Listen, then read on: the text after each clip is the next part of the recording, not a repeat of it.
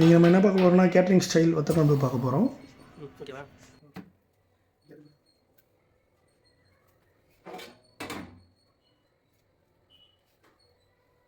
ஒரு பாத்திரத்தில் ஒரு 100 ml நல்லெண்ணெய் ஊற்றிக்கலாம்.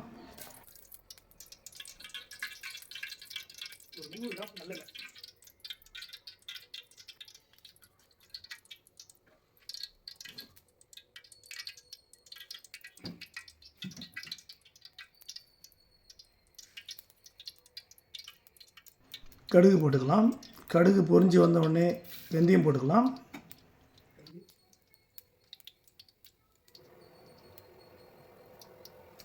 கடுகு பொரிஞ்சு வந்துச்சு, இப்போ வெந்தயம் போட்டுக்கலாம். கடுகு பொரிஞ்சு வந்துச்சு, வெந்தயம் போட்டாச்சு. இப்போ காஞ்ச மிளகா போட்டுக்கலாம். காஞ்ச மிளகா போட்டுட்டு கருவேப்பிலை போட்டுக்கலாம். கருவேப்பிலை போட்டுட்டு சாம்பார் வெங்காயம் போட்டுக்கலாம். சாம்பார் வெங்காயம் கொஞ்சம் வதக்கிட்டு பெரிய வெங்காயம் போட்டுக்கலாம், கட் பண்ணி வச்சுட்டு.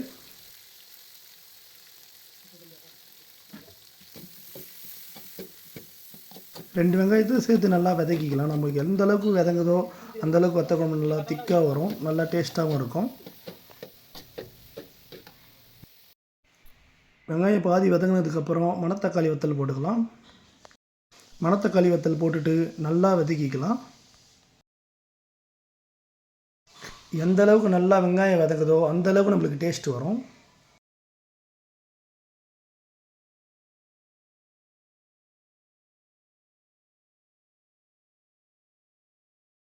வெங்காயம் நல்லா வதங்கி வந்துச்சு. இப்போ இஞ்சி பூண்டு சேர்த்துக்கலாம். இஞ்சி பூண்டு சேர்த்துட்டு நல்லா வதக்கி, இஞ்சி பூண்டு வாசனை வர அளவுக்கு வதக்கணுன்னா நம்மளுக்கு வத்த குழம்பு நல்லா டேஸ்ட்டாக இருக்கும்.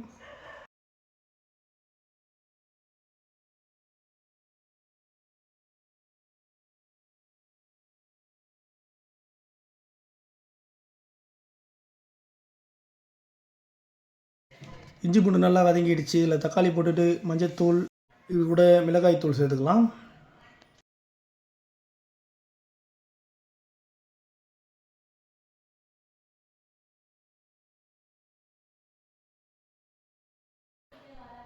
இது கூட மல்லித்தூள் சேர்த்துக்கலாம் தேவையான அளவு.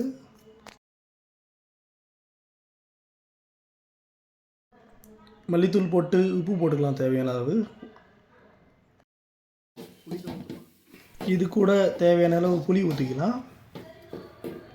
மஞ்சத்தூள் மிளகாத்தூள் நல்லா வதக்கினதுக்கப்புறம் புளி ஊற்றினா நல்லாயிருக்கும்.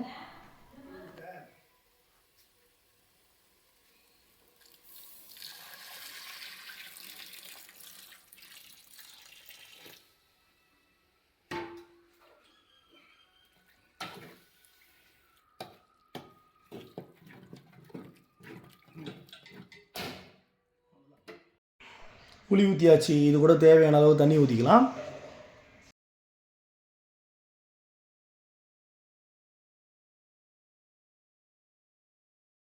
ஒரு 1 hour நல்லா கொதிக்கட்டும். நல்லா கொதி வந்துடுச்சு. இது கூட நம்ம மசாலா சேர்த்துக்கலாம் தேவையான அளவு. மசாலா சேர்த்துட்டு நல்லா கொதிக்க வச்சுக்கலாம். 10 நிமிஷம் ஆச்சுன்னா அடிப்பிடி. 10 நிமிஷம் மட்டும் வத்த குழம்பு கொதிக்க வச்சுட்டா நம்மள சூப்பரான வத்த குழம்பு ரெடி ஆகிடுச்சு. மசாலா ஊற்றுனதுக்கப்புறம் பாருங்கள், நம்மளோட வத்த குழம்பு எவ்வளோ நல்லா திக்காக வந்திருக்கு.